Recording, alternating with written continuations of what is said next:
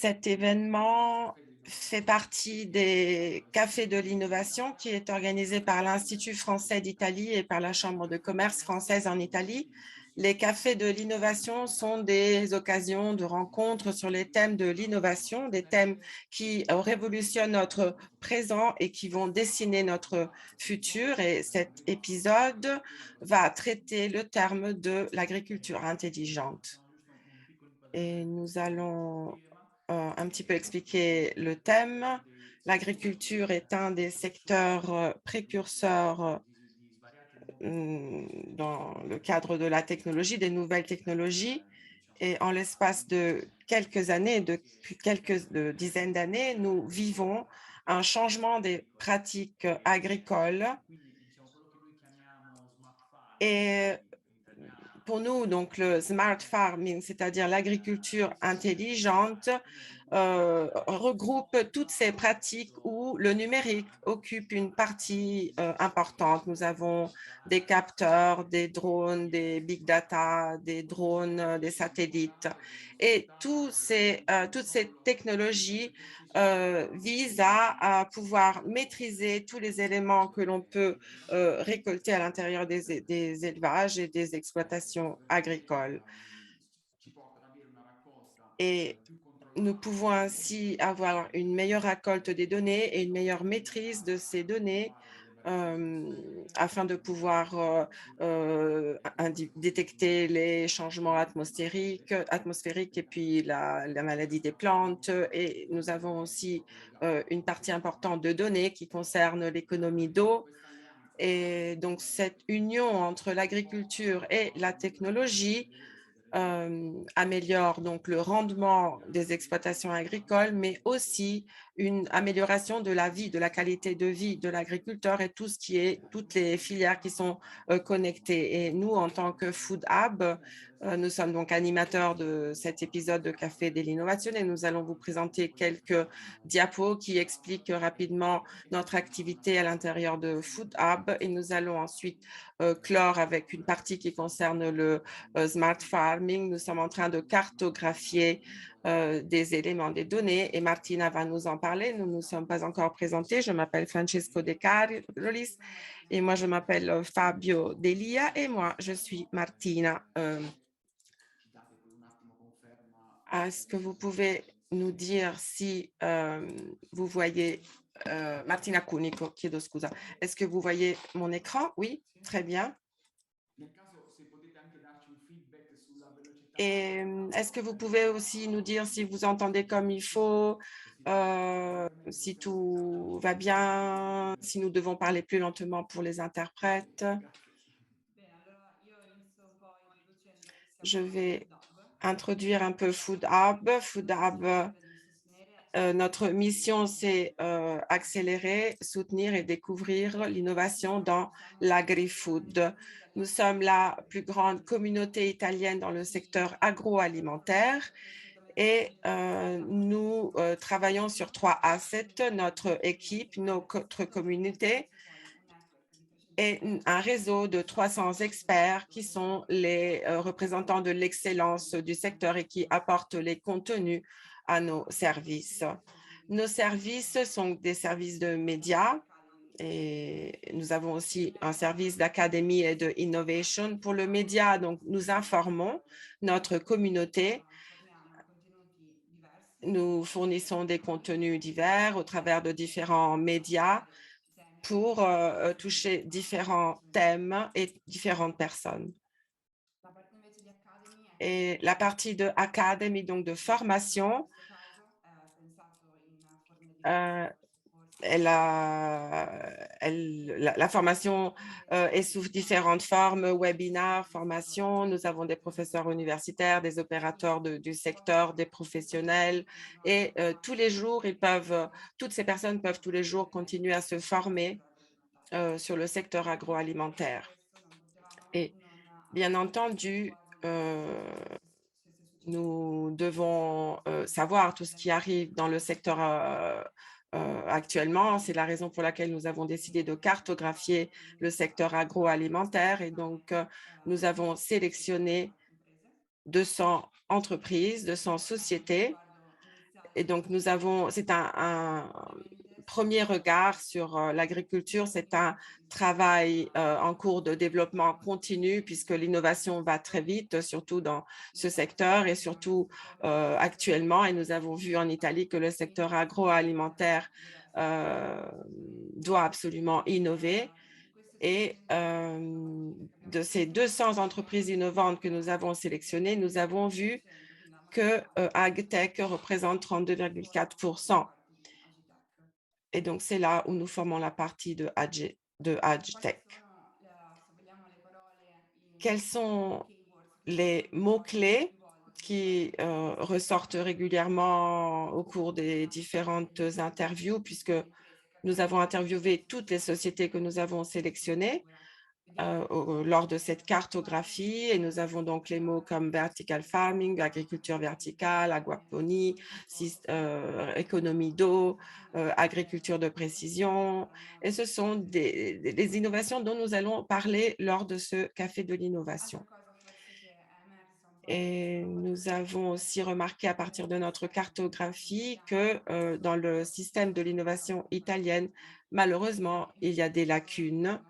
Et nous, à travers notre mission de Food Hub et avec des événements comme celui d'aujourd'hui, nous essayons de combler ces lacunes. Et donc, d'un côté, il manque une éducation, une formation suffisante sur les thèmes de l'agriculture intelligente. Et il manque aussi la possibilité d'agréger les données, un agrégateur des données, puisqu'il faut communiquer l'innovation. Et il manque aussi à l'intérieur des grosses entreprises la culture de l'innovation. Donc, si les startups travaillent toujours pour faire de l'innovation, mais les grandes entreprises, ceux qui font Open Innovation doivent continuer. Et puis, il manque le canal de communication et Foodab, c'est vraiment son but, celui de combler ce manque. Et c'est un canal avec le monde de la recherche universitaire et les entreprises et les sociétés, celles qui devraient apporter sur le marché les innovations, les techniques innovantes. Et donc, bien entendu, comme je disais, des occasions comme celle d'aujourd'hui servent justement à combler ces lacunes entre le monde de la recherche et le monde des entreprises. Et je vais donc céder la parole à Francesco et à Fabio qui vont introduire nos invités, les sociétés qui font de l'innovation tous les jours. Donc, merci Martina. Possiamo dare subito la parola all'ambasciatore Et donc, nous Francesco. pouvons céder tout de suite la parole Grazie, à ambasciatore Monsieur Francesco, l'ambassadeur noi Christian attendiamo Massé. insomma il suo audio. Sì, sì, grazie. Lo mi sentite? Merci. Est-ce que vous Sì. m'entendez? Buonasera a tutti. Mi Bonsoir. dispiace veramente di questi Je problemi suis tecnici désolée de che ces abbiamo problèmes numériques que nous avons magari in rencontrés. totalità C'est la preuve que nous avons encore beaucoup à faire. Et donc, je suis ravie d'être avec vous aujourd'hui et de pouvoir vous souhaiter la bienvenue à ce café de l'innovation qui va parler de l'agriculture intelligente. Ces cafés de l'innovation ont été inventés par Tiffany Ziller, notre conseillère scientifique, pour prouver, pour montrer que dans ces révolutions technologiques que nous vivons, l'Italie et la France sont des acteurs et peuvent aussi être des moteurs dans le contexte européen. Nous avons déjà organisé plusieurs cafés de l'innovation qui ont parlé essentiellement de la transition écologique. Nous avons aussi parlé de l'espace et l'écologie et l'agriculture. Eh bien, nous avons un lien très fort avec l'agriculture et donc nous sommes ravis que Food Hub ait accepté d'animer ce café de l'innovation sur ce thème. Et parce que il est évident que nous nous trouvons face à une crise et nous allons la voir avant la fin de l'année prochaine puisque nous avons d'un côté le problème du changement climatique avec la sécheresse en Europe aussi, mais nous avons aussi les problèmes en Inde avec ces vagues de chaleur, avec la canicule. Et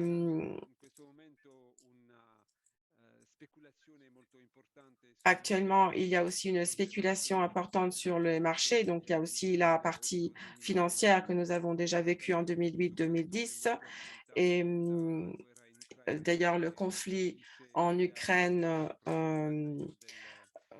ne facilite pas les choses puisque l'Ukraine était le grenier du monde entier.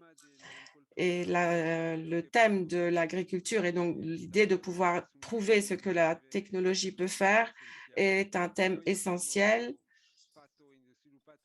Nous avons développé en France un programme qui s'appelle France AgriTech, justement pour promouvoir ces technologies et pour soutenir les startups. Et dans le cadre de ce plan de relance, nous avons aussi un plan qui concerne l'investissement qui s'appelle France 2030, qui mise beaucoup sur l'agriculture.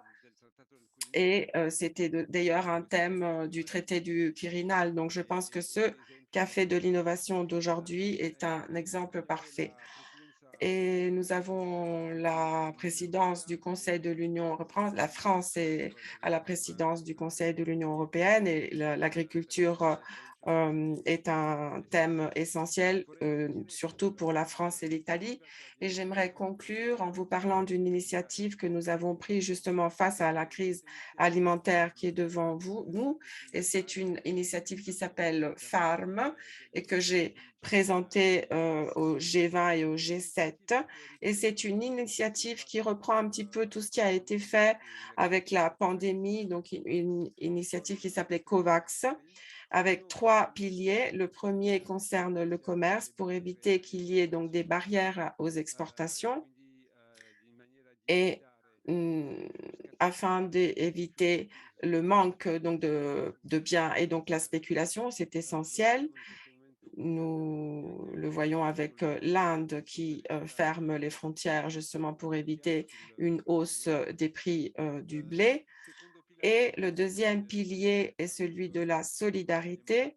Et c'est ce que nous avons fait avec les vaccins pour faire en sorte que les vaccins soient disponibles dans les pays qui en avaient besoin. C'est un pilier essentiel qui va demander des financements. Et il y a un troisième pilier qui concerne la production pour aider les pays qui sont à risque à cause du conflit en Ukraine, mais aussi à cause des problèmes de sécheresse et de ces changements climatiques qui accélèrent. Et donc, c'est justement là que les innovations technologiques vont jouer un rôle essentiel, primordial, puisque les thèmes dont vous allez parler aujourd'hui et les innovations que vous allez présenter peuvent être bien sûr adoptées dans tous les pays et même très rapidement. Et voilà, c'est le côté positif des startups qui sont très souples. Et donc, je vous invite à suivre ce café de l'innovation et à suivre aussi ce troisième pilier de la production. Je pense que vous allez apporter une contribution essentielle. Merci et bon travail. Perfetto, la ringraziamo per questo Merci. intervento. Merci de votre intervention. Et nous allons donc commencer avec un tour de table. Nous allons nous allons demander à Madame Véronique Bellon. J'espère que j'ai bien prononcé votre nom et je m'excuse si ce n'est pas le cas. Vous êtes directrice de INRAE. Est-ce que vous pouvez vous représenter rapidement et l'institut que vous représentez? Merci beaucoup. Donc, je suis effectivement Véronique Bellon-Morel. Alors, je travaille à INRAE, c'est l'Institut national pour la recherche en agronomie, en alimentaire et en environnement. C'est le plus gros institut en France et sans doute dans le monde sur ce sujet de l'agriculture, de l'alimentation et de l'environnement, puisque nous sommes 12 000 personnes mobilisées sur ces trois axes. Voilà, donc au sein de cet institut, je dirige en fait un institut alors, qui est pluripartenaire, qui est constitué à 50% de personnel d'INRAE mais aussi de personnel universitaire, du CIRAD, qui est un institut de recherche en agriculture pour les pays du Sud, de l'Institut Agro. L'Institut Agro, c'est une faculté aussi d'agronomie qui est très importante en France. Et l'institut que je dirige, il s'appelle Digitag, ce qui veut dire que c'est l'Institut Digital Agriculture, donc agriculture numérique. Et il est constitué aujourd'hui de 700 personnes, 29 laboratoires qui participent depuis 5 ans, hein, pour construire les connaissances, construire les socles scientifiques pour développer l'agriculture numérique dans les pays du Nord et dans les pays du Sud, parce qu'aujourd'hui, on voit qu'il y a un très fort développement en Afrique, par exemple, de ces technologies. Et donc, ce que nous faisons, nous avons associé des compétences en sciences du numérique, en intelligence artificielle, en capteurs. Personnellement, je suis une spécialiste des capteurs, avec des compétences en agronomie, en sciences des végétaux, en physiologie animale, et aussi des compétences en sciences humaines et sociales, parce qu'on s'aperçoit, donc ça va être des économistes, des sociologues, même des spécialistes du droit et des sciences de gestion, parce qu'il est très important de comprendre que les innovations numériques peuvent être tellement disruptives qu'elles vont percuter des systèmes, et donc l'innovation, elle ne peut pas être seulement technologique, elle sera aussi organisationnelle, économique, voire politique. Voilà, donc on étudie il faut que l'agriculture change. Monsieur l'ambassadeur l'a rappelé, on est sous des pressions diverses du changement climatique, de l'évolution de la demande des consommateurs. Il y a la biodiversité aussi qui est en train de baisser, et des demandes de plus en plus fortes de faire changer l'agriculture vers une agriculture qui est plus respectueuse de l'environnement, plus territorialisée aussi, avec des circuits courts. Et tout ça, il faut qu'on le fasse rapidement, et on doit utiliser tous les leviers possibles, et le numérique, c'est un levier qui aujourd'hui est complètement indispensable. Je m'arrête là. Grazie Veronique. No, sicuramente il ruolo del vostro istituto è fondamentale nella ricerca e nel progresso insomma, dell'ambito dell'agricoltura. C'est fondamental, votre rôle pour la recherche, pour l'agriculture en Europe et plus en général pour le monde entier. Effectivement, c'est un rôle incontournable que vous jouez par rapport à ces différents projets. Eh bien, nous avons aujourd'hui parmi nous de nombreuses startups qui sont à la base de cette innovation, qui sont le moteur, si vous voulez, de cette innovation, à savoir des entreprises qui s'emploient tous les jours pour innover, justement, pour introduire des nouveautés. On fait le tour donc de ces startup. On commence, si tu veux bien, Marco, par Charletti, l'administrateur délégué d'une nouvelle startup, Sunaps. Tu veux bien? Oui, très volontiers. Bonjour à tous et à toutes. Merci de m'avoir invité à ce café de l'innovation. Merci à l'ambassade de France et à Food Hub. Alors, Sunaps est une start-up qui travaille de manière verticale, si vous voulez, dans le domaine de l'agriculture, bien sûr, et nous nous occupons en particulier de l'irrigation intelligente.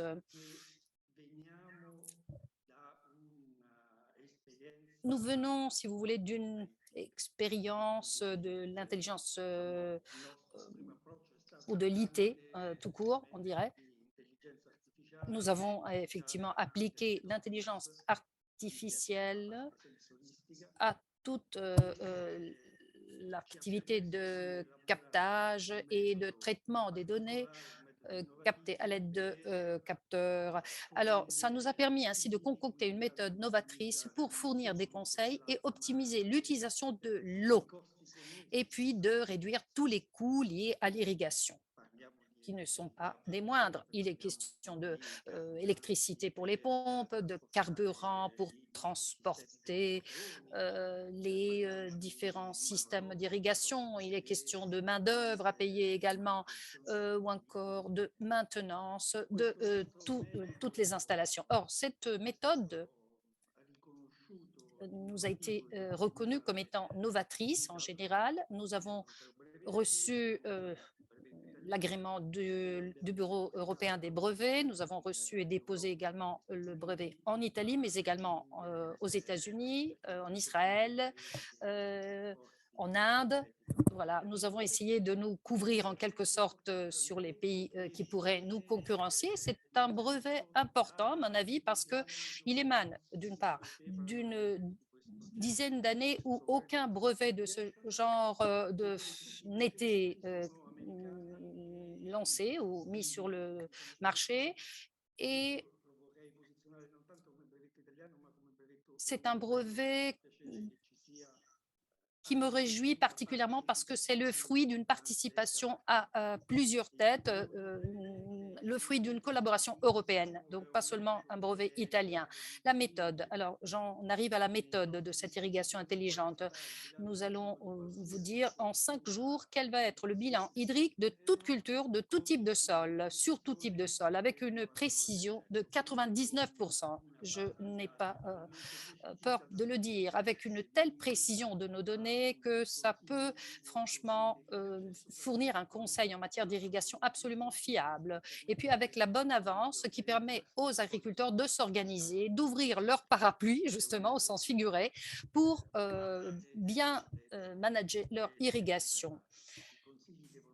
Les conseils doivent être précis, on le sait, on est à cheval là-dessus, mais surtout avec la bonne avance. Sinon, aucune planification ne peut être faite, les travaux agricoles ne peuvent être planifiés. Il faut donc la plus grande précision temporelle aussi, et notre système l'assure. Je vous remercie.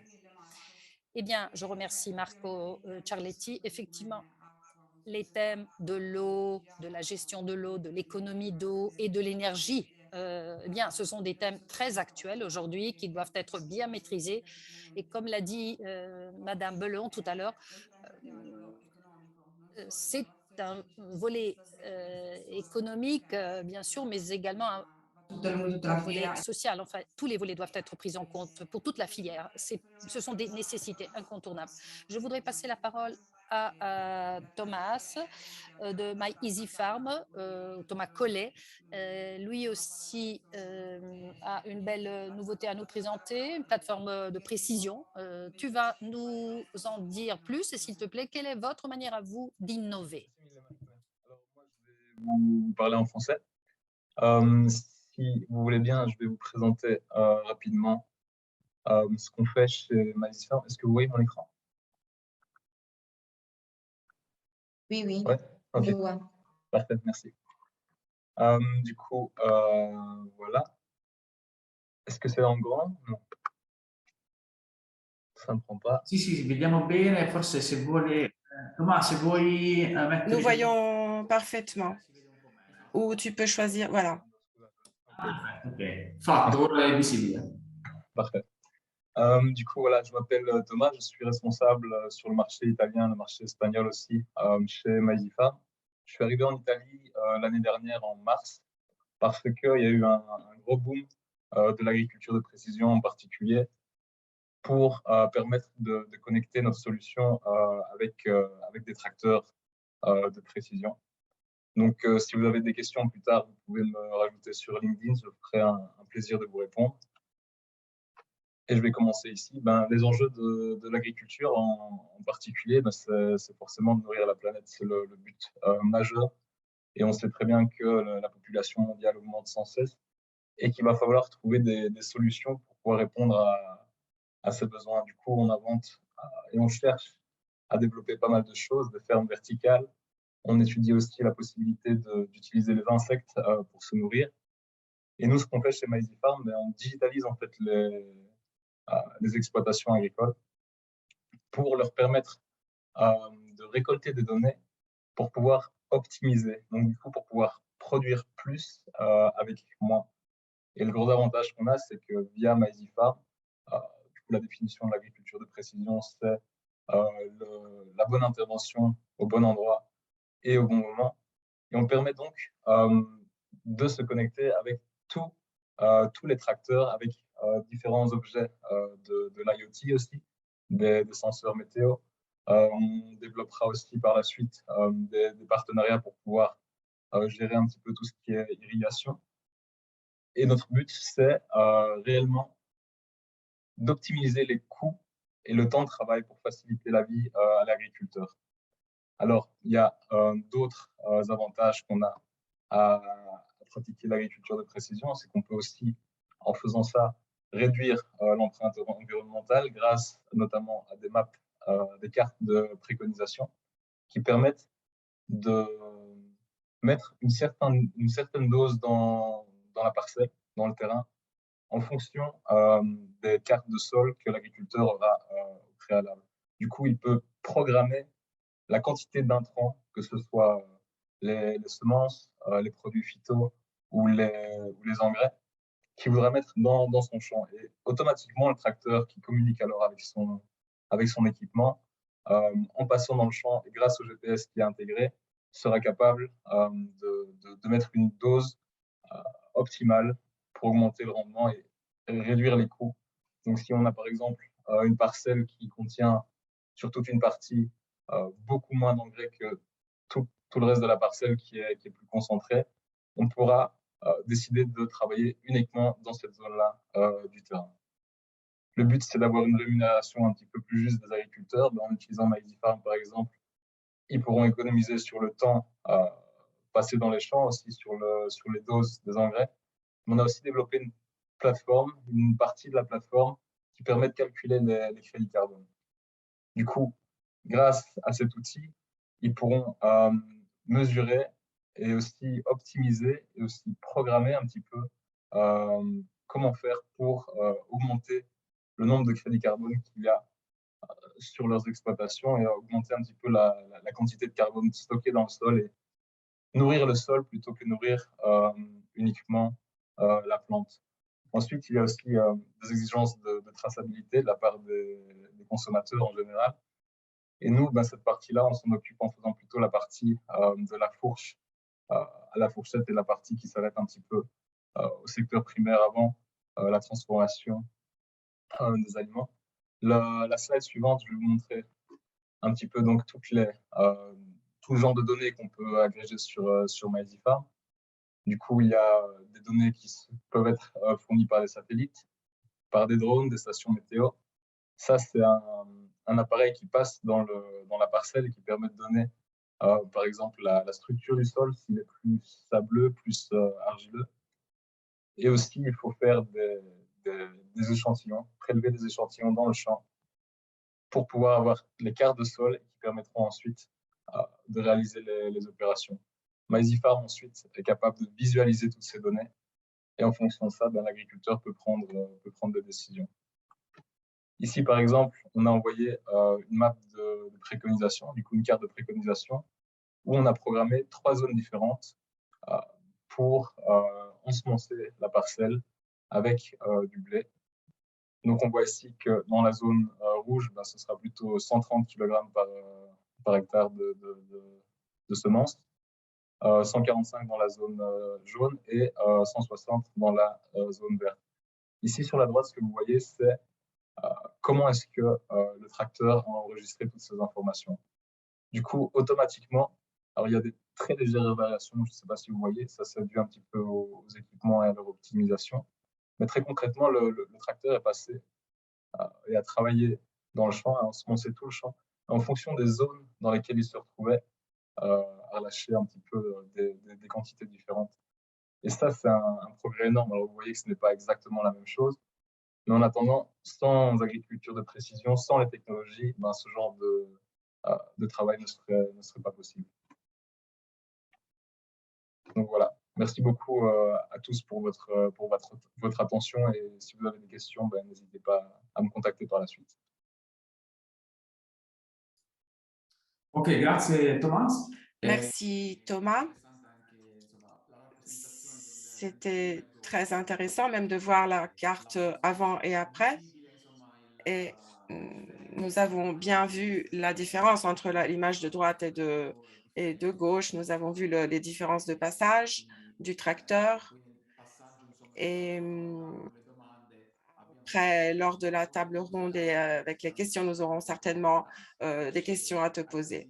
Et je vais céder donc la parole à Monsieur Fabrizio Delage Paganini de la société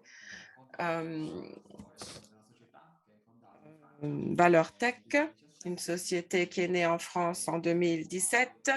Quelle est votre activité et quelles sont vos méthodes de travail? Qu'est-ce que vous faites? Fabrizio, est-ce que tu es toujours connecté? Nous te voyons, mais nous ne t'entendons pas, Fabrizio. Voilà, ça, oui, ça marche. Oui, merci. Merci l'ambassade, monsieur l'ambassadeur, pour l'opportunité de pouvoir présenter notre activité aujourd'hui. Donc, je m'appelle Fabrizio Delage Paganini, je suis italo-français et fondateur d'une société de conseil qui a été fondée donc en 2017. Nous avons commencé à travailler avec un ensemble des acteurs du marché agricole, assurance climatique, magasins, et pour numériser et surtout pour mieux comprendre l'utilisation de ces données qui étaient collectées par les sociétés. Nous avons commencé en France, nous avons ensuite commencé à travailler en Israël, nous avons passé 2 ans à Kiev, avec beaucoup de agro-holding pour gérer ces données. Nous avons beaucoup appris et ensuite j'ai travaillé au Maroc dans un environnement complètement différent de celui que je connaissais en France. Donc, quelle est notre activité? Nous avons donc une activité de conseil et depuis 3 ans, nous avons créé une tech de data management et nous travaillons sur les certifications numérisées des cahiers de charges agricoles pour valider de l'agriculteur à la filière en fonction de ces données qui sont collectées par des farm agencies. Maizy Farm aussi pourrait très bien travailler avec nous à partir des images satellites et tout ce qui a à faire avec les mesures de l'impact environnemental, hydrique et de carbone. Et donc, nous avons créé cette société tech. Nous sommes connectés avec tous ces fournisseurs, tous ces services agricoles et nous donnons accès à ces données en fonction d'un droit d'accès aux données qui est attribué à l'agriculteur.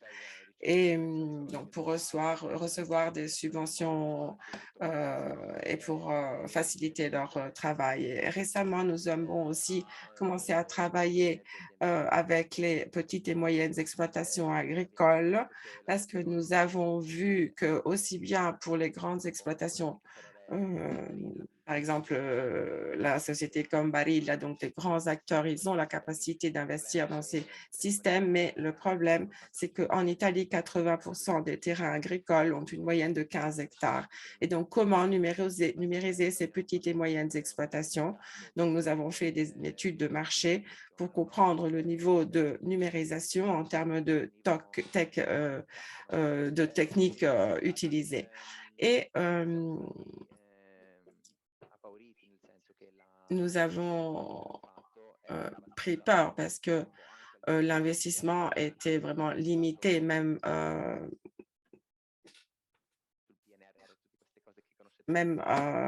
avec le PNR et tout ce que vous connaissez, mais ce n'est pas toujours facile d'utiliser ces services. Donc, nous avons commencé à parler avec certaines régions d'Italie, dans le nord de l'Italie, dans le centre et au sud, pour comprendre quels sont les défis climatiques que ces petites et moyennes exploitations agricoles affrontent et comment on pouvait valoriser ces données les données concernant le sol.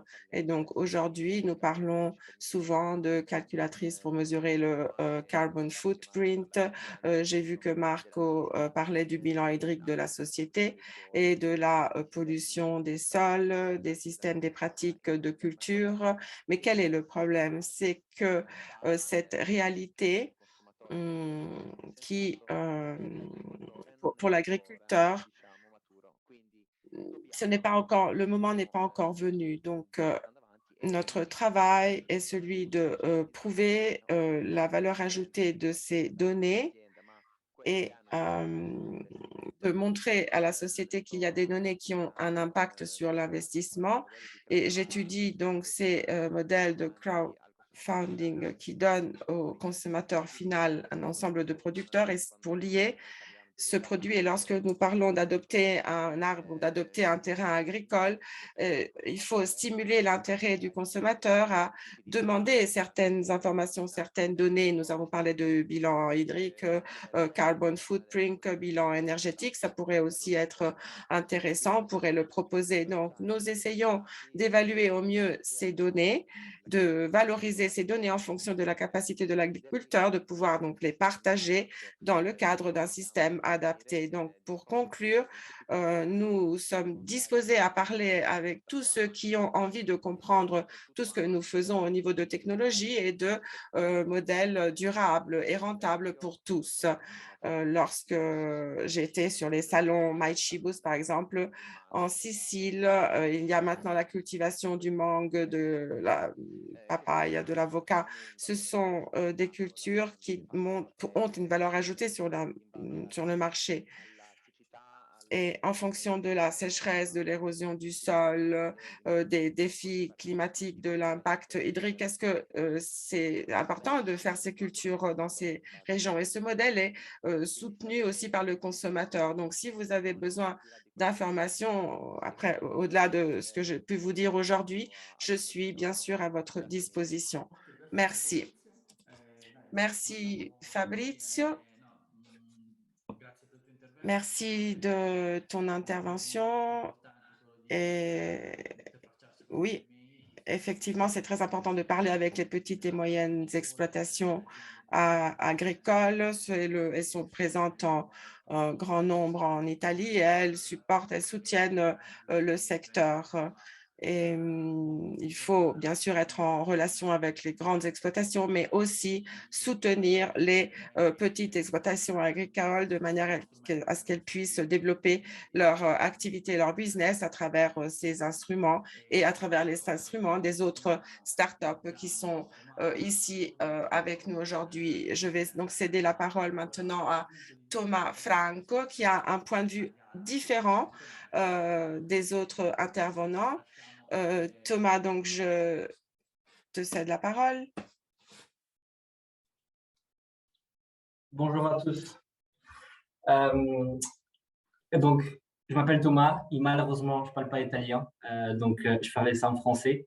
En fait, je suis portugais, donc il va ajouter un peu de multiculturalité à cet échange. Et donc, moi, je suis responsable impact chez Jungle.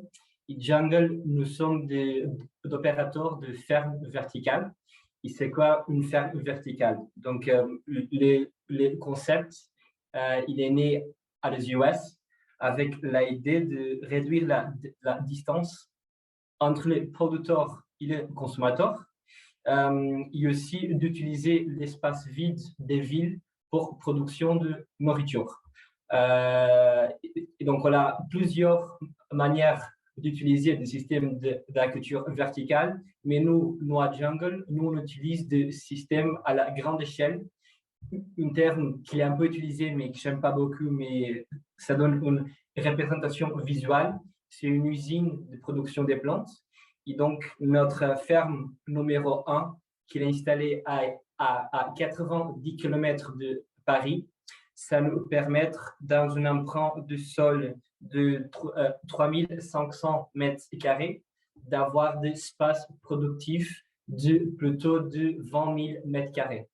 Donc, en fait, c'est une augmentation énorme Et donc, l'idée de l'agriculture verticale, c'est d'utiliser le moins possible pour produire le plus possible. Donc, ça se fait dit quoi? Ça se fait dit ça en termes d'espace, d'utiliser une tour de production qu'on a, c'est une tour de production de 9 mètres. Donc, en fait, dans un petit emprunt de 50 mètres carrés, on peut multiplier ça par 6. Donc, et après, tout ce qui est la partie rendement, il y a aussi qu'on peut augmenter par rapport à l'agriculture conventionnelle à 3-4 fois. Donc, c'est aussi représentatif. Après aussi, qu'on a aussi déjà écouté aujourd'hui, la partie consommation d'eau. Donc, lié, si on fait la comparaison entre nous, l'agriculture conventionnelle, nous, on peut récupérer la eau de l'irrigation. Ça veut dire qu'on peut réduire la consommation entre 95 et 98%. Donc, c'est énorme. Et après, malheureusement, comme à Paris, il pleut beaucoup, nous, on va utiliser aussi la eau de le pleu pour notre irrigation.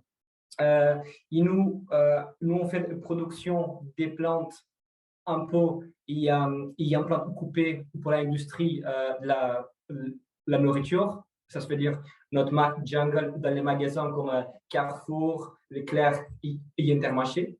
Et aussi, on bosse pour l'industrie cosmétique, pour la production des fleurs très rares qui se produisent par exemple à Indie ou à Sri Lanka. On peut juste produire un mois par an. Et donc, en fait, c'est de prendre ce type de plantes dans un environnement 100% contrôlé et de faire cette production en France, qui est où toutes les usines d'extraction ils sont installés. Et donc, en fait, cette partie de Food Miles, de réduction à milliards de kilomètres entre producteurs et consommateurs, c'est énorme. Et nous, on essaie de faire ça. Il y a même un moment d'avoir un impact positif dans notre écosystème environnemental et aussi notre écosystème local. Ça veut dire notre salarié, fournisseur, client, l'écosystème local de Château-Thierry où est notre ferme et aussi l'écosystème français. Merci beaucoup.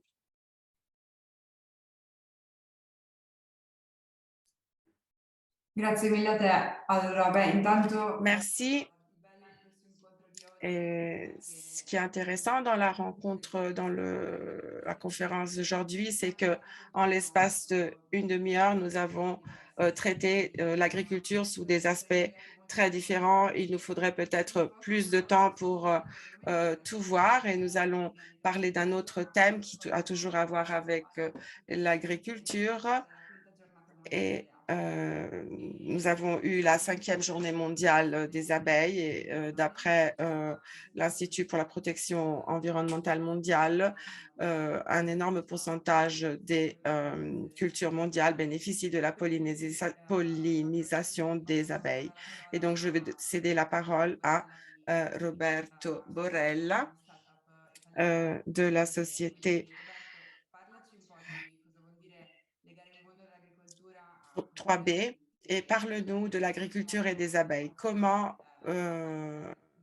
vous intégrez l'innovation dans votre activité? Mi presento, sono Roberto Borella, sono un apicoltore professionista e faccio parte Bonjour, je suis apiculteur et je fais partie de 3B dont la mission est particulière, celle de préserver et protéger les abeilles sauvages également, pas seulement celles qui fabriquent du miel. Et nous occupons également des insectes pollinisateurs tout court en général. Mais comment peut-on les protéger? Eh bien, par la technologie, justement. De concert avec l'université, avec des centres de recherche ACREA, etc., nous avons développé un système de suivi, HiveTech, ça s'appelle, qui est très complet, qui permet de mesurer de nombreux paramètres du monde des abeilles, la température, le poids, l'hygrométrie de la ruche. Et toutes ces données sont fournies aux apiculteurs qui se dotent de ces technologies pour gérer au mieux leurs ruches. Mais nous avons développé un DSS, c'est-à-dire un système de support d'aide à la gestion des ruches qui permet aux apiculteurs de faire la bonne chose au bon moment. Par exemple, en 2021, une année dramatique pour l'apiculture italienne, et il y a eu une baisse soudaine des productions et de la récolte du pollen au printemps. Et grâce à nos systèmes de suivi, les apiculteurs ont pu gérer ces différents stress et aller au-delà de ces obstacles. Nous avons vu que notre système de suivi a permis de réduire de 30% la mortalité des abeilles. Et c'est grâce à ce système de suivi HiveTech que nous avons créé une base de données fort importante, 3000 apiculteurs qui participent et qui protègent via notre technologie quelques 5000 ruchers en Italie, en France, également en Europe et en Espagne aussi. Eh bien, c'est grâce à ce DSS qu'on les aide à protéger leurs abeilles et à suivre de près la santé de tous leurs ruchers. En 2020, on est débarqué en France également, où nous avons contacté de nombreuses exploitations, de nombreux apiculteurs par un partenariat qui ont décidé de protéger leurs abeilles. Je pense au projet avec Carrefour ou Crédit Agricole qui nous ont donné un grand coup de main. Où 300 ruchers sont protégés aujourd'hui dans toute l'Europe. On ne veut pas faire trop d'activités économiques, on n'a pas trop de but lucratif, mais c'est grâce aux apiculteurs et à la technologie que nous arrivons à protéger la santé des abeilles qui, finalement, est synonyme de protection de la planète, vous le savez. Très bien, merci à Roberto de cette introduction dans le monde des abeilles, de la technologie pour les abeilles.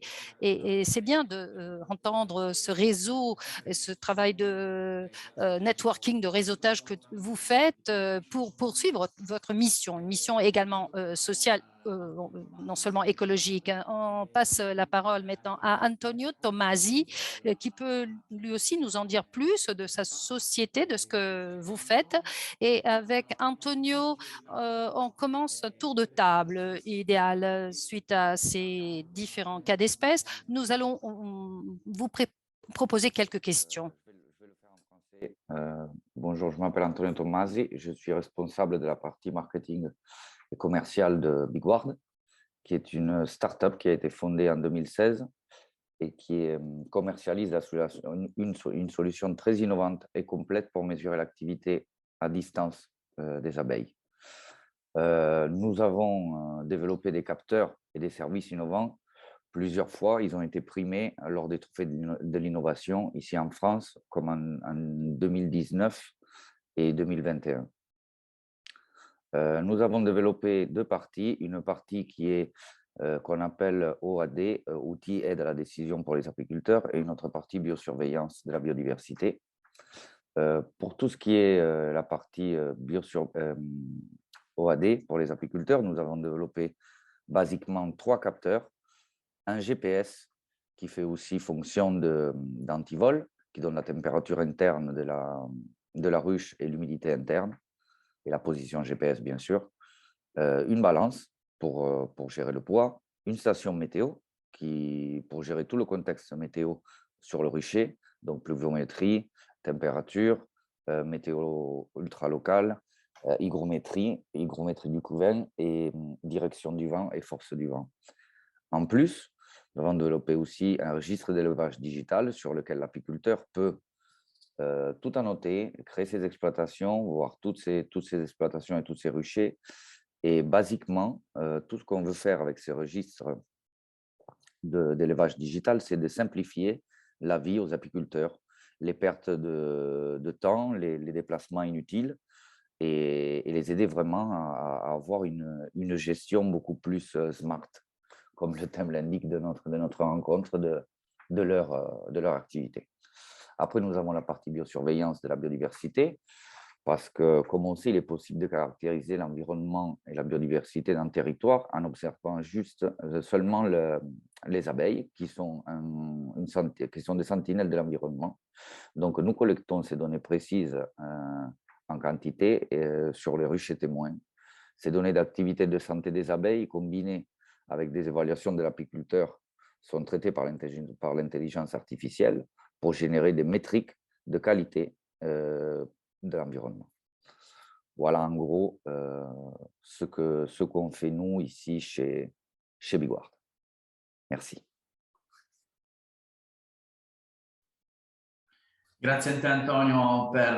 Merci à M. Tomasi de cette vue d'ensemble de Bigard.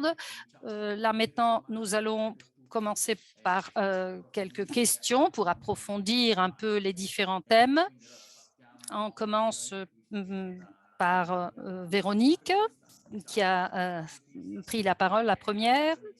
Véronique, il est important, à mon avis, de faire une distinction, de faire de la clarté entre trois idées, trois notions.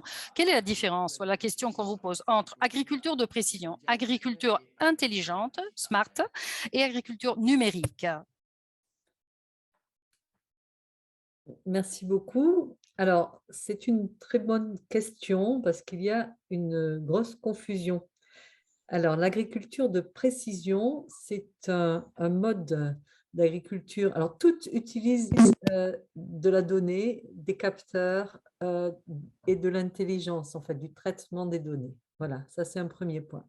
L'agriculture de précision, quelqu'un l'a dit, ça consiste à apporter la bonne dose au bon moment. Et en gros, c'est une gestion intraparcellaire agricole, c'est-à-dire qu'au lieu d'apporter la même dose dans une parcelle, partout, on va gérer la dose en fonction des zones. C'est la carte que l'on a vue tout à l'heure, par exemple. Et on peut faire également de l'élevage de précision. Au lieu d'amener la même ration à chacun des animaux, eh bien, on va amener des rations différenciées en fonction de leurs besoins. Et donc, ça permet d'économiser parce que tout surdosage, ça se traduit par des pertes financières et par des pollutions. Tout ce qui est surdosé, ça part dans les nappes phréatiques ou pour les animaux, dans les déjections. Donc ça, c'est important. Ça permet aussi d'améliorer le potentiel de la parcelle. Ça, c'est une notion qui existe depuis une trentaine d'années et ça a été développé avec les satellites, beaucoup à partir des États-Unis ou de l'Australie. Ça a démarré là-bas parce qu'on avait des grandes parcelles et donc avec des grosses hétérogénéités. Mais bon, ça peut s'appliquer aussi à de plus petites parcelles, mais je dirais que pour les États-Unis, le Canada, le Brésil, l'Australie, c'est vraiment complètement indispensable. Alors, souvent, c'est associé avec ce qu'on appelle de l'agriculture capitalistique parce qu'il y a de grosses parcelles et donc c'est souvent de grosses exploitations. Voilà. Mais on peut aussi avoir sur une centaine d'hectares de céréales, ce qui est une agriculture familiale, aussi des hétérogénéités dans des parcelles. Donc, c'est aussi intéressant pour l'agriculture familiale. Alors, la smart agriculture, je dirais qu'on est un peu sorti de cette idée de traiter l'hétérogénéité de la parcelle. Il y avait aussi cette notion de est-ce que je dois aller traiter? Est-ce que je peux attendre? Donc, il y avait une notion qui était temporelle, qui était une prise de décision peut-être un peu plus, qui n'était pas seulement traiter l'hétérogénéité de la parcelle, c'était aussi une prise de décision. Est-ce que je dois aller épandre des pesticides ou épandre un antifongique maintenant? Est-ce que je peux m'en passer? Est-ce que je peux prendre le risque? Ça, c'est un premier point. Et souvent, on a aussi associé, on a dit Climate Smart Agriculture. Donc, c'était aussi une agriculture qui était intelligente par rapport au climat. Et derrière tout ça, il y a aussi la question des variétés qui sont adaptées. Et donc, dans Climate Smart Agriculture, nous, on met aussi beaucoup, alors c'est un terme technique, après je vais l'expliquer, ça s'appelle le phénotypage. Qu'est-ce que c'est? C'est qu'une même variété, elle va s'exprimer, elle a un potentiel et elle va exprimer ce potentiel différemment dans un type de terre ou dans un autre, ou dans un type de climat ou dans un autre. Et ça, la connaissance en fait de l'expression et donc de l'expression du potentiel, c'est quelque chose bien que l'on travaille. Et aujourd'hui, on travaille sur ce qu'on appelle le phénotypage, donc la mesure en fait de cette expression au débit, c'est-à-dire qu'il faut être capable de faire beaucoup de mesures. Et là aussi, on a besoin de capteurs. Par exemple, aujourd'hui, vous savez que lorsqu'on fait des études pour savoir comment le blé en fait exprime son potentiel dans telle ou telle condition, eh bien le comptage des épis de blé, il est fait à la main et ça coûte très cher en fait aux entreprises semencières. Et donc, on est seulement aujourd'hui, grâce à l'intelligence artificielle, en train de développer de l'analyse d'images automatisée pour faire ça. Voilà. Agriculture numérique, on fait un pas de plus. Et là, c'est vraiment, ça tourne autour de la donnée.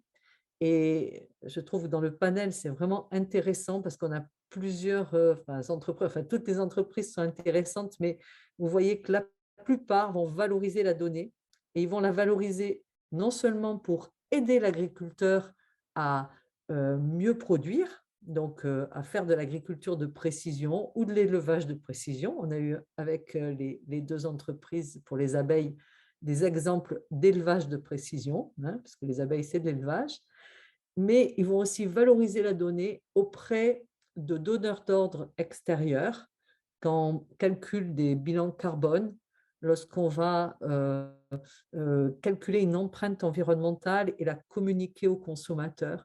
Donc, en fait, cette donnée, elle a une valeur qui dépasse l'exploitation. On peut la partager au niveau des chaînes de valeur ou au niveau des territoires. Et c'est ça la puissance de l'agriculture numérique, c'est une agriculture dans laquelle la donnée va avoir de la valeur non seulement dans la production, mais aussi dans la manière de se connecter au marché, de se connecter au territoire, et elle va pouvoir aussi se transformer en valeur économique. Voilà, j'espère que ça a été clair, mais en tout cas, ça ouvre de grandes perspectives parce que bien, ces données-là, on commence juste en fait à les analyser et à comprendre qu'on peut les valoriser différemment. Ok, grazie Véronique pour questa... Très bien, Véronique. Merci de cette très belle distinction entre les trois agricultures. Je propose de passer la parole directement à Marco Ciarletti pour un volet peut-être plus pratique et pour une question plus pratique. L'un des thèmes centraux de l'agriculture 4.0, c'est l'économie d'eau. Et étant donné que l'agriculture consomme plus de 70% de l'eau disponible, il faut dire malheureusement qu'on en gaspille presque la moitié. Alors, comment vous abordez ce problème au niveau de votre société ? À l'aide des données, justement, comme vient de le dire à juste titre Madame Belon, à l'aide des données, absolument, en ce sens que nous arrivons à écouter l'exigence, non pas de la culture en général, mais comme l'a dit à juste titre Madame Belon, nous écoutons l'exigence de cette agriculture sur ce sol, dans cette phase phénologique, par rapport à un contexte climatique particulier. Eh bien, en fonction de tout ça et en fonction d'une exigence spécifique, par exemple, je vous donne un exemple. Nous proposons une solution d'intelligence artificielle parcelle par parcelle. Et là, on appréhende tout ce qui se passe à un moment donné particulier sur cette parcelle donnée. Et ça, c'est le système culture-environnement qui ne fait qu'un tout et qui donc profite de cette vision globale. Ceci ne peut que favoriser l'obtention d'un objectif clé, c'est-à-dire la définition d'une gestion optimisée de l'eau, de la ressource en eau. Par exemple, aux viticulteurs, ça leur permet de définir avec beaucoup de précision comment gérer la phase de stress hydrique de la plante, la phase finale avant la vendange. Et puis, je voulais enchaîner sur ce qu'avait dit Fabrizio Delage tout à l'heure dans son introduction à propos de cultivars ou de cultures comme l'avocat ou le mangue qui sont très à la mode au sud de l'Italie en ce moment, qui sont dans le vent, mais qui n'ont pas parfois beaucoup de sens. Mais enfin, moi, je pense que l'Italie et la France elles sont toujours en concurrence l'une avec l'autre depuis toujours, mais elles partagent un même destin, une même singularité au fond, c'est-à-dire que ce sont les deux pays qui ont contribué le plus à la création du régime méditerranéen et au lancement de ce régime et qui expriment donc au mieux des produits de qualité qui sont reconnus dans le monde entier, réputés dans le monde entier. Ça tombe sous le sens, je dirais. Pourquoi? Eh bien, parce que ce sont des cultures il y en a qui nous ont imités, mais ce sont des cultures qui se sont développées au fil des siècles et qui ont généré des millions de données précieuses qui sont aujourd'hui notre patrimoine à nous. Il faut en profiter. Et moi, je crois que le fait de arriver à maintenir, préserver et à améliorer davantage nos spécificités, c'est dans l'intérêt de tous, je crois. Et c'est certainement la meilleure méthode pour, comment pourrais-je dire, pour donner nous aussi, nous les Italiens et nous les Français, une contribution précieuse aux agriculteurs. Si, par exemple, un problème se pose pour ce qui est Fabrizio nous donnait l'exemple de la Sicile et je reviens sur son exemple. S'il y a un problème en Sicile et dans certaines zones, en particulier pour la culture des oliviers ou de la vigne, parce qu'ils ont un déficit hydrique important et qu'ils n'arrivent plus à les irriguer, ces plantes, eh bien, à travers des technologies comme les nôtres, ça va devenir tout à fait possible. Et donc, il va devenir possible à nouveau d'améliorer même la qualité de leur culture. Et ça nous permettra de préserver ainsi ces cultures tellement caractéristiques qui sont le fait de la Sicile ou de telle ou telle région. Nous allons ainsi préserver les traditions également, ces pratiques culturelles qui sont connues et respectées dans le monde entier. Eh bien, merci. Merci à Marco. C'est là un point important, je crois. Et puisque tu viens de le citer plusieurs fois, je veux passer la parole à Fabrizio. Tu m'entends? Tu nous entends? Oui, oui, je suis là, même si vous ne voyez pas ma trombine, mais je suis là. Alors, souvent, il est question de smart farming, de ferme intelligente, de tech adoption, life cycle, d'investment orientation. Alors, c'est que l'on vise une alimentation toujours plus saine, locale, durable pour tous. Alors, la question que je te pose est la suivante, Fabrizio. Tu peux nous dire quelle est effectivement la mission de Valor Tech, de ta start-up? Oui. Depuis que j'ai commencé à travailler dans ce secteur il y a 8 ans, j'ai beaucoup appris de Sixfox, une société qui s'occupe de connecter avec ce protocole de communication ces objets connectés dans le monde agricole. Et donc, ces courbes d'adoption technologique, je les ai toujours suivies et j'ai pu observer que trop souvent, nous finançons la technologie sur le marché sans financer le marché pour qu'ils puissent adopter ces technologies. Et trop souvent, il y a des appels d'offres. Prenons l'exemple de Carbon Footprint Farming. Prenons l'exemple de la France. Je vais aussi céder la parole à Madame Belon pour nous parler de ce point. Nous avons un ensemble d'organisations, Gold Standard, qui travaillent même au niveau international pour promouvoir ces calculatrices. Ma question est la suivante. Comment pouvons-nous assurer un standard à ce niveau qui va demander, qui va avoir besoin demain d'un système global, uniforme, puisque autrement, prenons encore l'exemple de la France du label bas carbone, nous aurons besoin de standardiser tous ces systèmes de calcul. Et donc, au fil des années, prenons l'exemple du carbon farming. C'est une question que nous pouvons aussi poser à Marco.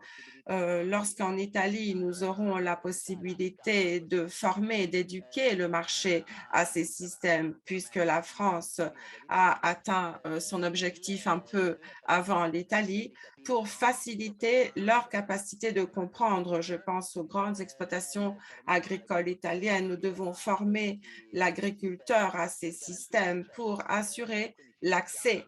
Et donc, il faut financer l'accès à ces systèmes, puisque ce n'est pas toujours facile. Nous en parlons souvent avec Thomas Collet. Nous devons comprendre comment ces systèmes sont utilisés et comment ils marchent, et ce n'est pas simple. Et nous devons aussi assurer l'utilisation de ces systèmes sur le long terme, et pas seulement pendant 5 mois. Et puisque le système souvent n'assure pas l'utilisation de ce dernier pour plus de 6 mois. Et donc, la question que je pose aux autres intervenants aujourd'hui, à tous ceux qui nous écoutent, est la suivante. Comment pouvons-nous améliorer l'accès à ces systèmes et comment pouvons-nous assurer que ces systèmes soient financés afin que demain, ils soient utilisés de manière globale et non seulement au niveau local? Oui, effectivement, c'est intéressant. Et donc, j'en profite pour demander au public d'utiliser le chat pour poser des questions à propos justement de la question qui a été posée par Fabrizio, et nous serons ravis d'y répondre. Et je vais donc reprendre un petit peu ce qu'a dit Fabrizio à propos du crédit carbone, puisque Thomas Collet de Maesi Farm une application pour le calcul du crédit carbone. Donc, si tu peux nous parler de cette application. Merci. Du coup, chez Maesi Farm, on a aussi développé le calculateur pour les crédits carbone. Et ce que dit Fabrizio n'est pas faux dans le sens où c'est juste un calculateur pour le moment. Du coup, si l'agriculteur acquiert cette solution, ce ne sera pas suffisant que pour pouvoir certifier l'entièreté du process. Vous m'entendez toujours? Ouais. Ok. Sì, ti sentiamo. Du coup, Sì, ti sentiamo. Grazie. Ho avuto un problema di connessione, quindi non sapevo. Du coup, ce n'est pas suffisant pour pouvoir certifier ces crédits carbone parce que n'importe quel agriculteur pourrait utiliser Maesi Farm, par exemple, et en particulier Maesi Carbone, pour créer autant de crédits carbone qu'il voudrait en fonction des données qu'il insérirait dans le calculateur. Du coup, ce qui se passe en France, et en effet, c'est un petit peu plus avancé qu'en Italie. Je suis aussi très à jour avec ce qui se passe en Italie, et pour le moment, c'est vraiment encore juste au stade des débuts. On attend toujours les données de la PAC pour savoir dans quelle direction est-ce qu'on peut avancer, dans quelle direction est-ce qu'on peut aussi développer ce calculateur pour des marchés différents et encore européens pour le moment. Donc, ce qui se passe, c'est qu'une fois que l'agriculteur utilise le calculateur, il doit faire certifier certaines de ses parcelles. Et en France, ça se passe surtout grâce aux coopératives qui vont s'occuper de gérer ce genre de projet. C'est des projets à long terme en général, donc on ne peut pas se dire, OK, sur un an, on va faire ci. Non, c'est sur 2 ans, 3 ans, 4 ans, peut-être 5 ans, qu'on va se dire, ben voilà, la première année, on a se fixé cet objectif-ci, on y est plus ou moins arrivé. Comment se faire pour aller de mieux en mieux, d'année en année, pour pouvoir vraiment stocker le plus de carbone possible dans les sols.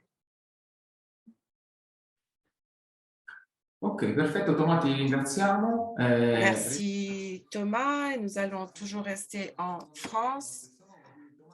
Et nous allons poser une question donc à Thomas Franco de Jungle.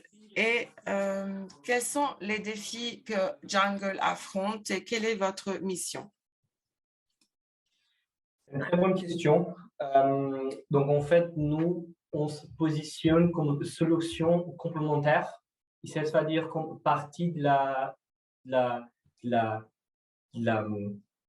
l'équation très complexe, c'est de nourrir un monde qui est en constante croissance et avec les connaissances de l'impact négatif que l'industrie agro est là maintenant. Donc, tout ce qui est pollution des sols, pollution des eaux, déforestation, il y a partie de perte de biodiversité.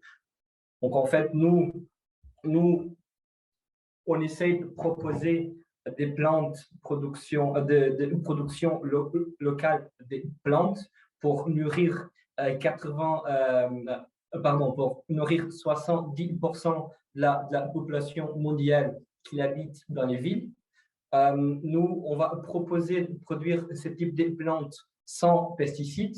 Donc, on va pas donner de support à des types pratiques qui utilisent ce type de produits chimiques. Et après aussi, comme on a bien parlé, Marco, la partie de consommation d'eau, qui est liée à l'agriculture conventionnelle et qui a des gaspillages d'eau qu'on trouve qui sont complètement hors de la réalité d'aujourd'hui et de l'avenir. Et juste pour toucher un peu dans le point de la partie des crédits de carbone, c'est vrai que pour nous, c'est un sujet très intéressant et qu'on est un peu à comprendre comment on peut compenser notre activité. Donc, le but, ce n'est pas la compensation de carbone, mais c'est une partie d'arriver à le fameux net zero. Et en fait, c'est vrai qu'il est un modèle qui n'est pas très transparent parce que moi, je peux acheter des crédits de carbone qui ne sont pas certifiés. Et donc et après, dire ça, que j'utilise ça pour faire ma compensation. Donc, en fait, c'est vrai que c'est nécessaire d'avoir des benchmarks internationaux et d'avoir un modèle qui est 100% transparent pour les producteurs de crédits de carbone et pour l'acheteur aussi de crédits de carbone.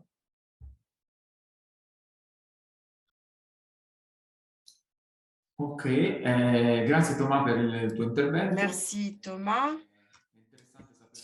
C'est intéressant de comprendre quels sont vos objectifs, c'est-à-dire de faire en sorte que vos productions, votre but, c'est que vos productions soient accessibles pour 70% des habitants des villes. C'est un bel objectif d'envergure.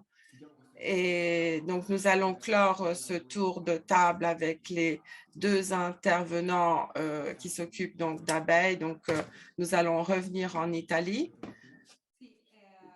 Martina? Oui, alors, Roberto, les abeilles sont essentielles pour notre écosystème. Elles représentent elles sont essentielles dans le maillon essentiel de la chaîne alimentaire. Et 3B a développé ce grand réseau d'apiculteurs technologiques. Et donc, quelle est votre mission?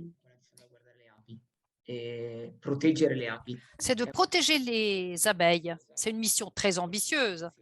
Très, très ambitieuse, je le répète, et on ne va pas très loin tout seul.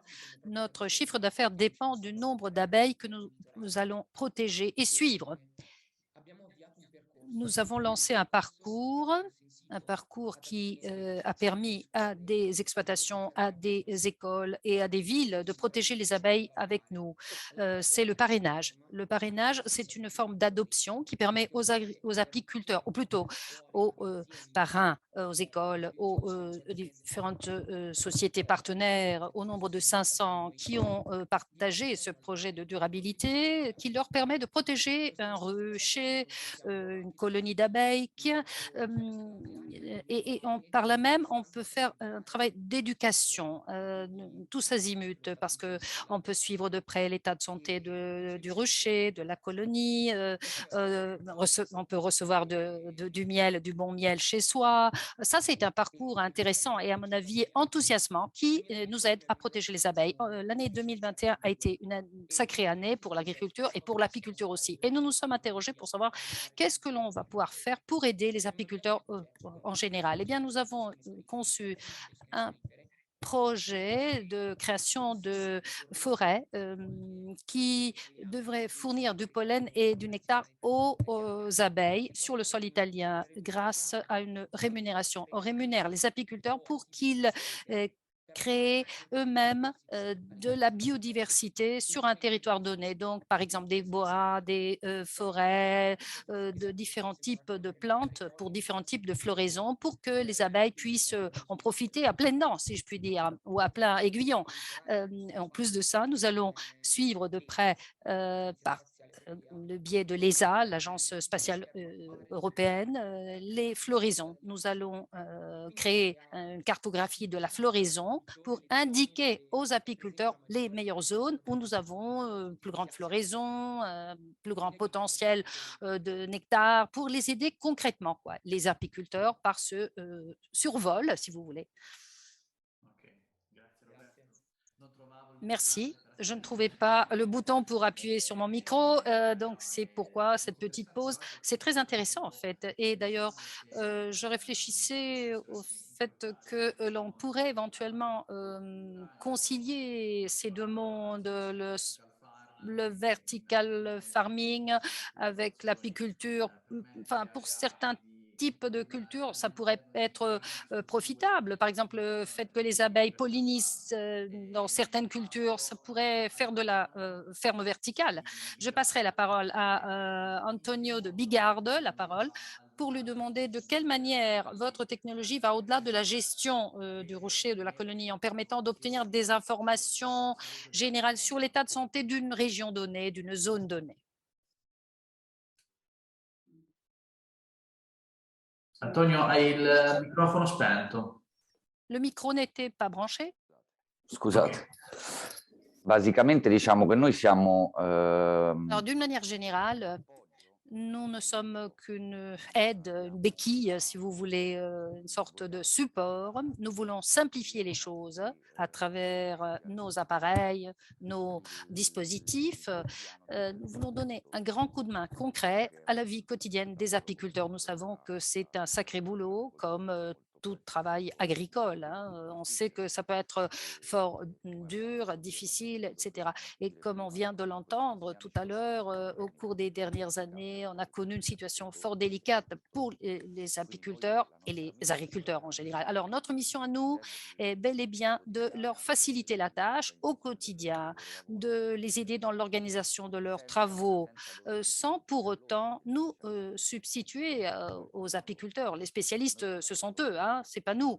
Nous ne voulons plus que leur donner un grand coup de main par nos dispositifs, nos appareils, pour leur simplifier la besogne ou la tâche, pour que leur travail devienne plus simple et plus agréable aussi. Très bien.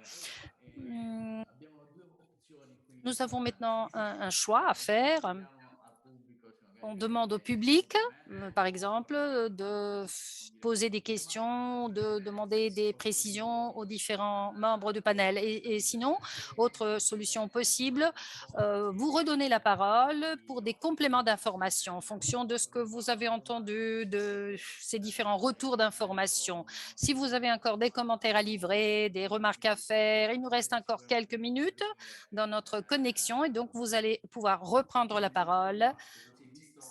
Oui, alors, étant donné que vous représentez des mondes très hétérogènes et des compétences aussi et des pays différents, quoique très proches l'un de l'autre, c'est sûr, nous donnons la priorité aux participants, au public, donc depuis l'Italie, par souci de gentillesse vis-à-vis du pays hôte, mais sinon, les autres membres du panel peuvent intervenir et demander la parole à nouveau. Si nous recevons des questions, on le verra dans la chat, je crois.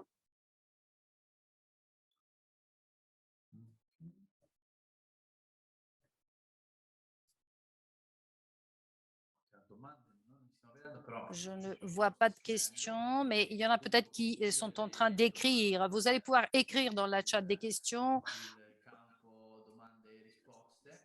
Où il y a même questions-réponses, hein, le petit espace consacré aux questions-réponses en italien ou en français, peu importe. Mais s'il reste encore des doutes ou des questions suspendues, Roberto, Antonio, Marco, Véronique, n'hésitez pas à intervenir. Si vous avez quelques commentaires à faire en guise de conclusion. Vous parliez de connexion entre apiculture et agriculture et j'interviens pour dire que c'est absolument nécessaire, surtout que les abeilles peuvent être utilisées comme des bio-indicateurs, comme l'a dit Antonio à juste titre. Donc, il faut s'en servir comme des indicateurs de la santé, de la biodiversité, de l'environnement et même de l'agriculture qui est pratiquée ça et là. Ça, c'est fondamental. Donc, ce lien doit être fait de manière… Oui, oui, merci d'avoir repris tout de suite la suggestion d'Antonio. Et d'ailleurs, l'objectif de ces réunions, de ces cafés de l'innovation, c'est d'aboutir à des résultats tangibles. Ce sont des choix stratégiques qui peuvent être faits. Je ne sais pas si c'est faisable sur le plan technique d'introduire, par exemple, des insectes pollinisateurs dans des serres, que sais-je. Ça se fait déjà. Hein. Oui, par exemple, les bombis, par exemple, pour la pollinisation de la tomate, ça se fait déjà. Ce sont des insectes très laborieux, très positifs pour certaines cultures.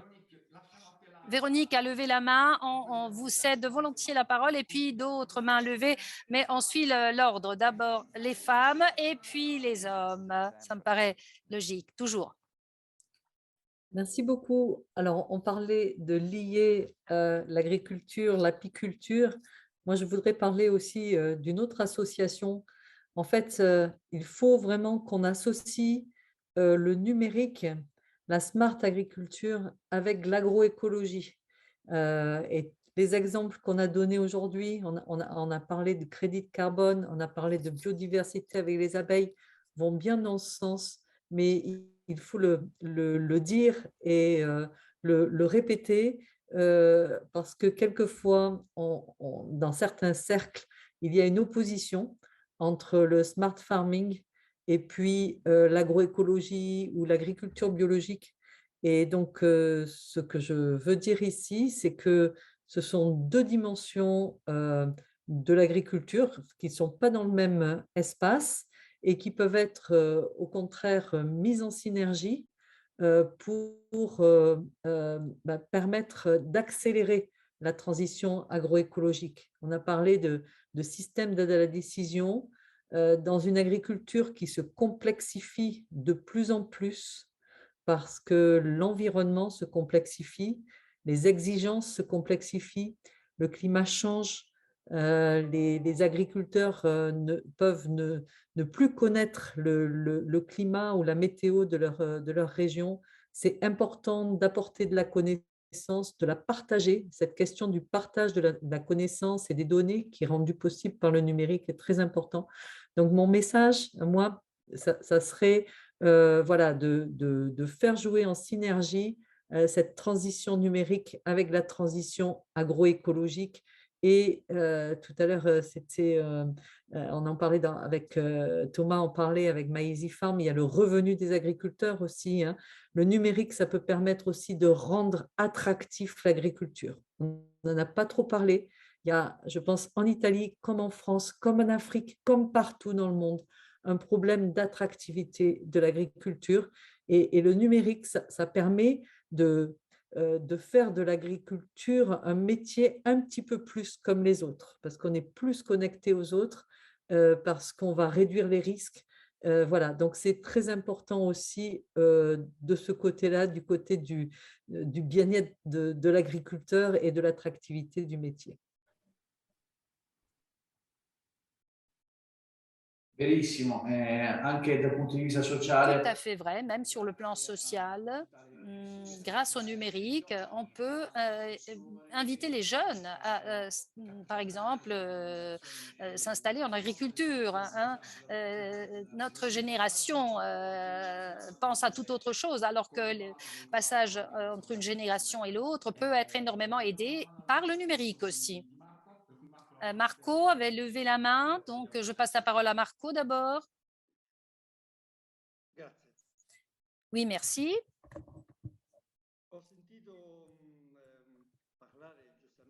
J'ai entendu parler à juste titre de crédit carbone,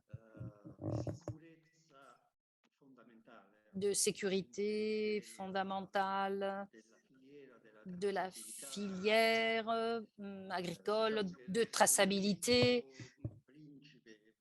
Alors, l'outil clé que l'on utilise est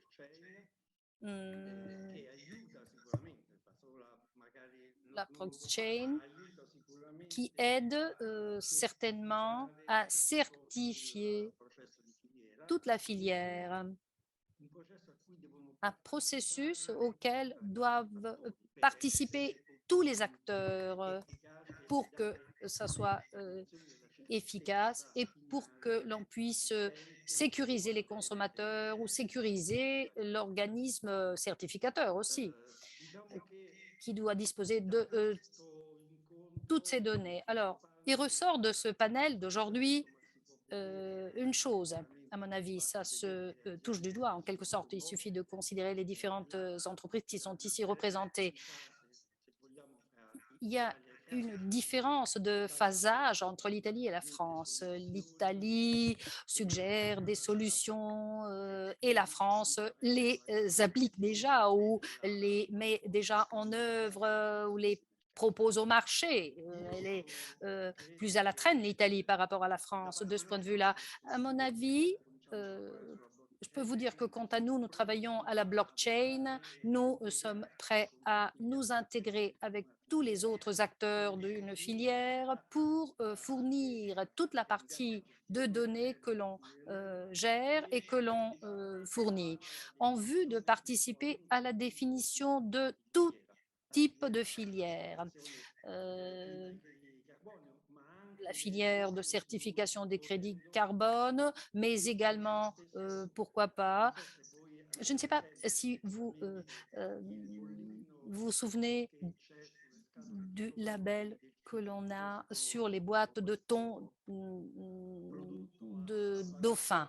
Ce produit a protégé les dauphins pendant des années pour valoriser le thon. Moi, je pense à quelque chose d'encore plus important du point de vue de l'impact sur la nature, c'est le label d'économie d'eau. Moi, en fabriquant ce produit, j'ai économisé de l'eau au bénéfice de tout l'écosystème, de toute la planète. Voilà, ce serait une nouvelle idée à pratiquer. Ce que l'on peut fournir ou garantir aux consommateurs ou à la planète, c'est beaucoup, mais il faut y mettre le paquet en quelque sorte, pour les Italiens en particulier. Donc, travaillons davantage ensemble. Vous qui êtes plus près et plus présents sur le marché, nous qui envisageons ça et là des solutions intelligentes qui peuvent être utiles et intéressantes pour les utilisateurs, pour les agriculteurs ou les apiculteurs. Merci Marco, c'est une belle invitation à collaborer. Je crois qu'on pourra la saisir. Alors, je vois que l'autre main levée était... non, il y a une Marta Sanzari qui avait demandé intervenir. Elle nous a confirmé qu'elle peut parler dans un micro. Donc, avant de donner la parole à Thomas, je passe la parole à Marta. Bonjour, je profite de ce webinaire pour prendre la parole et poser une question à Roberto Borella, si vous me permettez. Je vais vous dire de quoi je m'occupe. Je m'occupe de recherche, je travaille à l'Université La Sapienza de Rome et je travaille aussi avec une start-up qui s'occupe de changement climatique. Nous travaillons à l'effet du changement climatique sous différents points de vue et notamment comment le changement climatique influence le comportement des espèces animales et bien sûr des abeilles. Et donc, j'aimerais demander à Roberto si vous avez déjà eu affaire, comment dire, avec le changement, enfin, si vous avez déjà pu remarquer l'effet du changement climatique sur le style de vie des abeilles. Et j'aimerais, voilà, que tu nous en parles. Et nous nous occupons aussi du suivi de l'état de santé des abeilles dans les ruches et dans les colonies. Et j'ai aussi une autre question technique pour Roberto. Comment peut-on interagir avec 3B et comprendre s'il y a éventuellement des possibilités de collaboration, si nous pouvons venir vous voir auprès de votre siège. Voilà. Merci.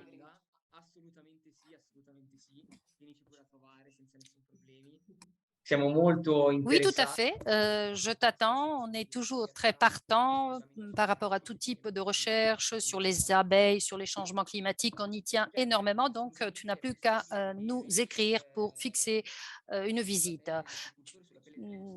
On voit de près les effets du changement climatique sur la vie des abeilles, sur le style de vie. Le changement climatique a en effet changé le régime d'alimentation des abeilles, par exemple.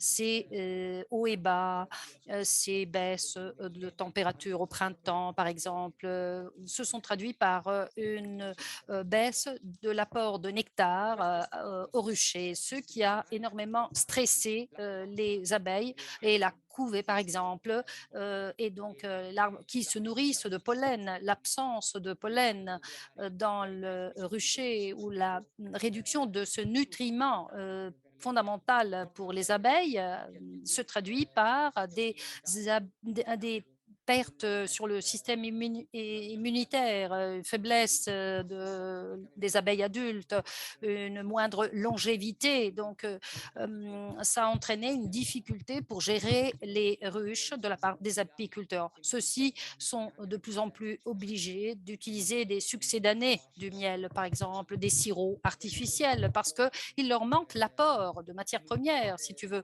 en termes de sucre, de titre, sucre et de protéines. Et puis, il y a un changement également d'essence pollinisée. Le changement climatique fait qu'il y a une floraison accrue de certaines essences par rapport à d'autres. Et donc, ça change également dans le produit final. Merci de cette précision. On voit que déjà dans le cadre de ce café de l'innovation, des synergies ou des intérêts réciproques se manifestent pour un renforcement de nos capacités. Alors, on demande à Antonio un avis là-dessus. Je ne peux que souscrire aux propos de Roberto. Nous nous rendons compte, par exemple, comme je l'ai dit tout à l'heure, parce qu'on travaille également à la biosurveillance, on fait de la biosurveillance des abeilles et de l'environnement. On a vu que leur comportement est très important et qu'il peut changer. Il peut nous donner, par exemple, une idée, enfin, ça nous fait comprendre si une culture agricole peut être bonne ou moins bonne, s'il y a, par exemple, trop de polluants. Inquinanti. Esatto, sì, scusate. oui, de substances polluantes. Le changement climatique, comme l'a dit Roberto, a entièrement changé la manière de nourrir les abeilles et donc leur régime d'alimentation, ce qui fait que, en conséquence, tout leur travail, le travail des abeilles est impacté par ces facteurs.